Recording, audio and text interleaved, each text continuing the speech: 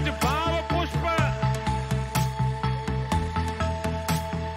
आप देख रहे हैं प्राइम टीवी, सच साहस सरोकार। नमस्कार, आप देख रहे हैं प्राइम टीवी और मैं हूं आपके साथ मुस्कान अजमानी। हाय रे उज्जैन, ये क्या हो गया तुम्हें? दरअसल देश में एक तरफ महिला आरक्षण बिल को पास कर दिया गया है, जिसको लेकर जश्न का माहौल भी मनाया जा रहा है। अब तो आधी आबादी को पूरा हक भी मिल जाएगा। लेकिन अब सवाल ये है, आखिर महिलाओं को सुरक्षित माहौल कब मिलेगा? ये सवाल हमारा नहीं बल्कि उज्जैन से आई ये घटना चीख चीख कर सत्ता के मद में मस्त सत्ताधीशों से ये सवाल पूछ रही है।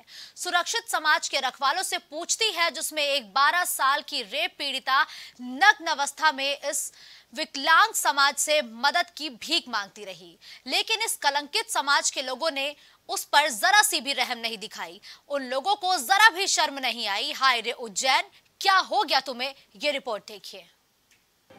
धर्म की नगरी उज्जैन में इस अधर्म को देखकर ईश्वर की आंखों में भी आंसू आ गए होंगे। हाय रे उज्जैन, वाह तुम कितने बुज़दिल, तुम कितने बेशर्म हो। तुम्हारे दिलों की इंसानियत मुर्दा हो गई थी। अच्छा होता कि तुम अंधे होते। तुम्हारी वो 12 साल की बच्ची वैश्यों की दरिंदगी के बाद मदद के लिए दर दर भटक रही, पर इस पवित्र नगरी के लोगों के दिल में इस नन्ही बच्ची के लिए कोई दर्द नहीं था। हाय रे उज्जैन, क्या हो गया है तुम्हें? दिन के उजाले में खून से लथपथ बच्ची की चीखों पर जब तुम्हारे दिल से आवाज नहीं निकली तो धिक्कार है। हम सभी के इंसान होने पर धिक्कार है। आखिर इस 12 साल की बच्ची का क्या दोष था? कहीं खेलने गई होगी, किसी दोस्त से मिलने गई होगी। उन वैश्य दरिंदों ने इस नाबालिग के साथ जो हरकत की है उसकी सजा तो केवल मौत हो सकती है। लेकिन इन सब से पहले उन गलियों और मोहल्ले में रहने वाले उन लोगों का क्या, जिनके दिल में इंसानियत मर गई थी।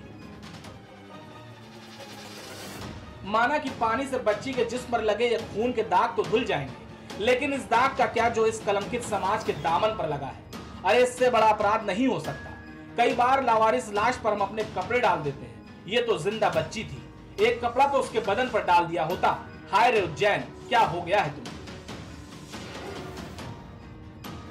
सीसीटीवी फुटेज में दर दर भटकती उस बच्ची को देख किसी की भी आंखें भर जाएंगी, लेकिन उज्जैन के लोगों का दिल नहीं पसीजा। 8 किलोमीटर तक किसी ने भी उस बच्ची की मदद नहीं की। मदद मांगते मांगते थकार कर बच्ची बेहोश होकर बंदा नगर में सड़क पर गिर गई। फिर एक मंदिर के पुजारी ने उसकी मदद की, जिसके बाद पुलिस तक बच्ची को पहुंचाया। बालिका जिसने नीचे कोई वस्त्र धारण नहीं कर रखा है, अपनी आंखों से देखा नहीं गया। मैंने तुरंत, जैसे भी आप देख रहे हैं वीडियो में कि ऊपरी वस्त्र ही धारण कर रखा है, उसी प्रकार एक ऊपरी वस्त्र धारण कर रखा था। मैंने तुरंत अपना वस्त्र निकालकर उस बालिका को दिया, जिससे उसने अपना शरीर ढका।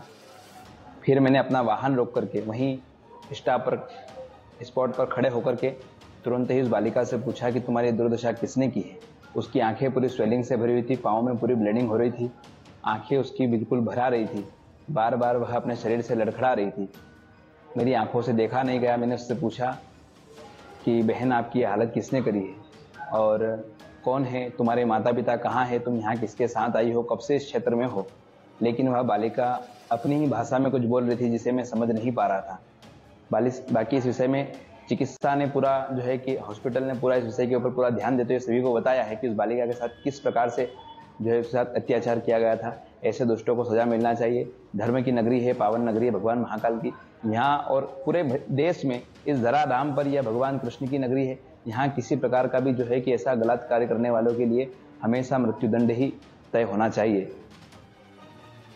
हालांकि 12 साल की बच्ची से दरिंदगी के मामले में एक आरोपी को गिरफ्तार कर लिया गया है। जिस ऑटो ड्राइवर को गिरफ्तार किया गया है उसकी उम्र 38 साल है। साथ ही 3 अन्य लोगों को भी हिरासत में लेकर पूछताछ की जा रही है। पुलिस के मुताबिक पीड़िता उज्जैन के जीवन खेड़ी इलाके में ऑटो में चढ़ी थी। सीसीटीवी फुटेज में इसकी पुष्टि हो गई। आरोपी ड्राइवर राकेश की ऑटो पर खून के धब्बे मिले। इसी आधार पर उसको गिरफ्तार किया गया। उज्जैन की सड़क पर खून से लथपथ भटकती 12 वर्षीय रेप पीड़िता की हालत अब गंभीर है। इस घटना के बाद से लोगों में आक्रोश नजर आ रहा है।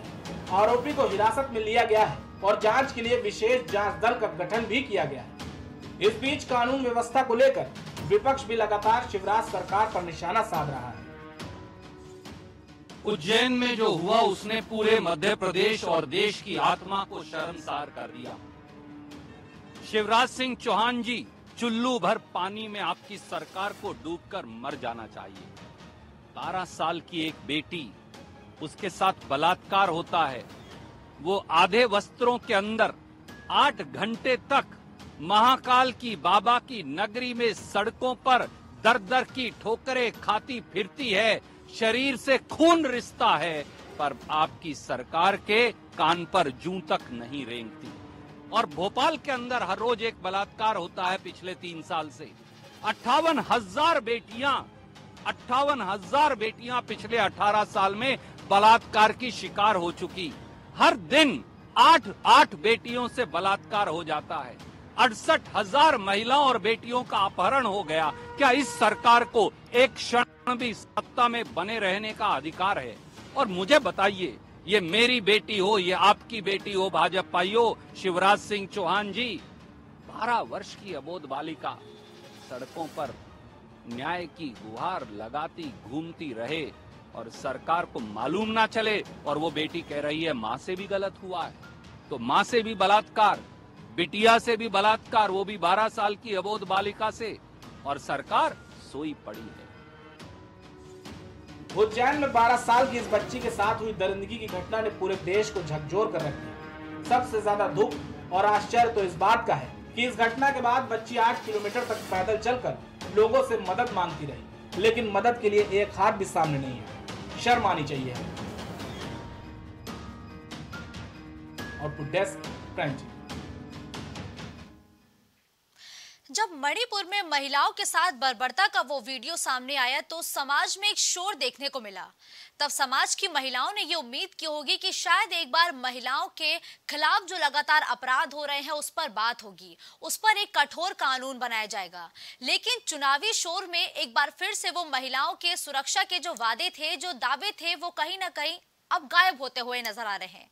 चुनावी मैनिफेस्टो में और चुनावी घोषणा पत्रों में एक बार फिर से महिलाओं के सुरक्षा का मुद्दा सुनने को मिलेगा, देखने को मिलेगा। मोटी मोटी हेडलाइंस में, मोटे मोटे अक्षरों में महिलाओं की सुरक्षा का वायदा किया जाएगा, लेकिन जब धरातल पर हम उतरेंगे तो हकीकत कुछ और ही सामने आएगी। अब ये जनता को तय करना है और अब ये महिलाओं को तय करना है कि उन्हें अपने अधिकार कैसे चाहिए, और अधिकारों के लिए अब उन्हें सरकार के खिलाफ मोर्चा खोलना ही पड़ेगा।